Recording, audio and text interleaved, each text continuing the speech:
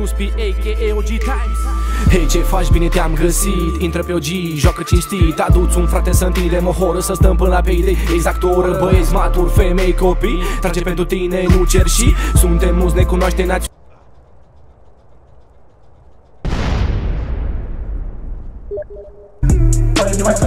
Salutare vrăjitorilor mele, Mr. Fresh.